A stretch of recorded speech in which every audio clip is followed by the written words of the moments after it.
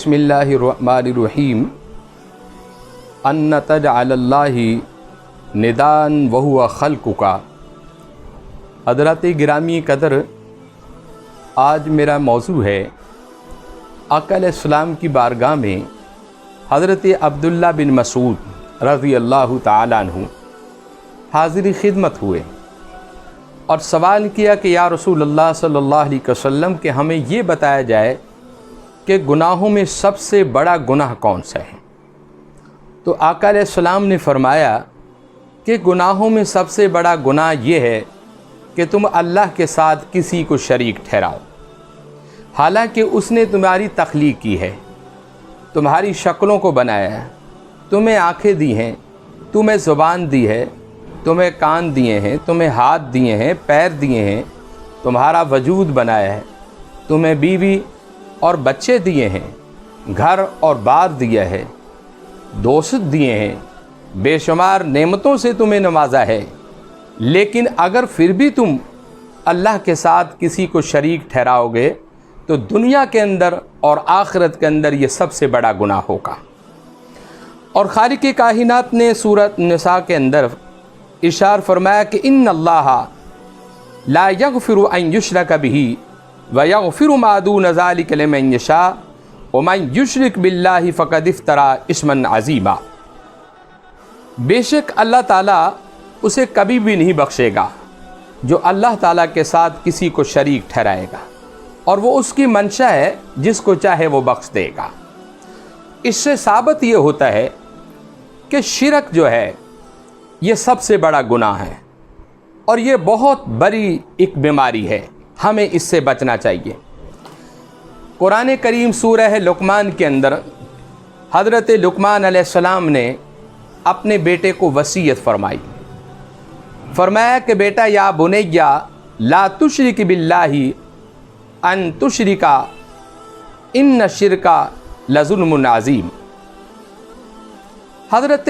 لقمان علیہ السلام نے اپنے بیٹے کو وصیت فرمائی کہ بیٹا اللہ تعالیٰ کے ساتھ کسی کو شریک نہیں ٹھہرانا،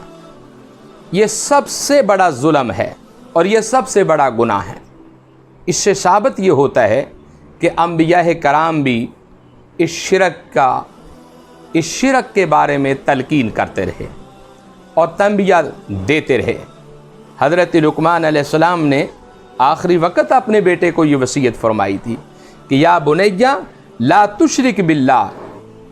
ان تشرکا، فرمایا کہ اے میرے شہزادے ہرگز کبھی بھی اللہ کے ساتھ کسی کو شریک نہیں ٹھہرانا، ان الشرک لظلم عظیم، یہ سب سے بڑا ظلم ہے اللہ کی ذات کے ساتھ کہ اس کے ساتھ کسی کو شریک ٹھہرانا۔ اور خالق کائنات نے قرآن کریم فرقان حمید کے اندر اللہ کی وحدانیت کا ذکر ایک جگہ نہیں بلکہ بہت ساری جگہ پر فرمایا کہ قل هو اللہ احد، کہ محبوب کہہ دیجیے کہ اللہ ایک ہے، اللہ الصمد، اور وہ بے نیاز۔ اور بہت سارے مقامات پر فرمایا کہ تمہارا رب وہ ہے جس نے تمہیں تخلیق کیا ہے، جس نے تمہیں پیدا کیا ہے، جس نے تمہیں انسان بنایا ہے، جس نے تمہیں شعور دیا ہے۔ گویا کہ ساریاں اس رب کائنات کی ہم پر یہ مہربانی ہے۔ اور اگر کوئی یہ سمجھے کہ میں اللہ کی عبادت کرتا ہوں، مثلاً میں نماز پڑھتا ہوں، میں روزے رکھتا ہوں، میں حج ادا کرتا ہوں، میں اپنے مال سے زکوٰۃ ادا کرتا ہوں، میں کلمہ طیبہ پڑھتا ہوں، آقا علیہ السلام نے فرمایا کہ لوگوں سنو، تم تمام عبادتیں بھی کرتے ہوگے، لیکن اللہ کے ساتھ اگر تم نے شرک کیا ہوگا، اس کے ساتھ کسی کو شریک ٹھہرایا ہوگا، تمہاری عبادت تمہارے منہ کے اوپر مار دی جائے گی۔ اس سے ثابت یہ ہوتا ہے کہ خالق کائنات کو عبادت وہی پسند ہے کہ جو اعمال صالحہ ہے، جس کے اندر رب ذوالجلال کو اس کی وحدانیت پر اور اس کی شان کبریائی پر بندہ وحدانیت پر ایمان رکھتا ہے اور اس کو واحد سمجھتا ہے اور اس کے ساتھ کسی کو شریک نہیں ٹھہراتا۔ اور حضور نبی رحمت صلی اللہ علیہ وسلم کی بارگاہ میں کچھ صحابی آئے، آقا علیہ السلام سے کہنے لگے کہ یا رسول اللہ صلی اللہ علیہ وسلم کہ ہمیں کوئی وصیت فرمائیں۔ تو حضور اکرم صلی اللہ علیہ وسلم نے فرمایا کہ لوگوں تم 7 چیزوں سے بچو۔ صحابہ نے پوچھا کہ یا رسول اللہ صلی اللہ علیہ وسلم وہ 7 چیزیں کون سی ہیں؟ فرمایا کہ اے بندے وہ 7 چیزیں تمہیں ہلاک کر دیں گی، اس دنیا میں بھی ختم کر دیں گی، قبر کے اندر بھی، حشر والے دن بھی ہلاک کر دیں گی۔ صحابہ نے پوچھا کہ یا رسول اللہ صلی اللہ علیہ وسلم وہ 7 چیزیں کون سی ہیں جو بندے کو ہلاک کر دیتی ہیں؟ تو آقا علیہ السلام نے فرمایا کہ پہلی چیز تو یہ ہے کہ اللہ کے ساتھ کسی کو شریک ٹھہرانا، اور دوسری چیز یہ ہے کہ خود بھی جادو سیکھنا اور جادو کرنا اور کسی سے جادو کرانا۔ آقا علیہ السلام نے فرمایا کہ یہ عمل اللہ کو پسند نہیں ہے۔ اور تیسرا، حضور رحمت عالم صلی اللہ علیہ وسلم نے فرمایا کسی کو ناحق قتل کرنا، اس کا گناہ نہیں تھا اور اس کو قتل کر دیا۔ اور چوتھا، آقا علیہ السلام نے فرمایا کہ کسی یتیم کا مال ہڑپ کرنا، کسی یتیم کا مال مت ہڑپ کرو بلکہ یتیم اور مسکینوں پر شفقت کیا کرو۔ اور پانچواں، آقا علیہ السلام نے فرمایا کہ سود کا کاروبار کرنے والا، سود دینے والا اور سود لینے والا، یہ دونوں چیزیں ہلاکت کی طرف لے جاتی ہیں۔ اور چھٹا، آقا علیہ السلام نے فرمایا کہ میدان جنگ سے جو مجاہد بھاگ آئے وہ بھی ہلاکت کی طرف چلا جاتا ہے۔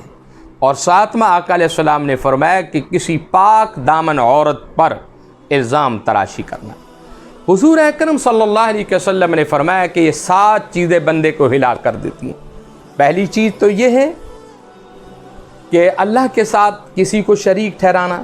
اور دوسری چیز یہ ہے کہ جادو کرنا اور جادو سیکھنا اور جادو کرانا، اور تیسری چیز یہ ہے کہ ناحق کسی کو قتل کرنا، اور چوتھی چیز یہ ہے کہ کسی یتیم کا مال ہڑپ کرنا، اور پانچویں چیز یہ ہے کہ سود کا کاروبار کرنا اور سود لینا اور دینا، یہ بندے کو ہلاک کر دیتی ہے۔ اور چھٹا، آقا علیہ السلام نے فرمایا کہ میدان جنگ سے بھاگ آنا غازی کا، یہ بھی بندے کو ہلاک کر دیتی ہے۔ اور ساتواں، حضور علیہ السلام نے فرمایا کہ ساتواں یہ ہے کہ کسی نیک اور صالحہ عورت پر الزام تراشی کرنا، یہ بندے کو ہلاک کر دیتی ہے۔ تو میرے بھائیوں، انبیاء کرام بھی شرک کی تعلیم دیتے رہے کہ اللہ کے ساتھ کسی کو شریک نہیں ٹھہرانا، اور ہمیں چاہیے کہ ہم بھی اپنے معبود برحق کو، جو کائنات میں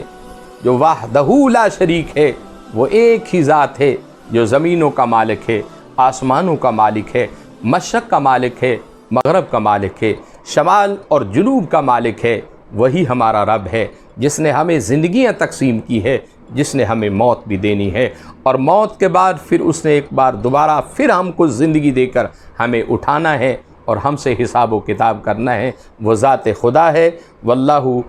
علی کل شیء قدیر، وآخر دعوانا الحمد للہ رب العالمین۔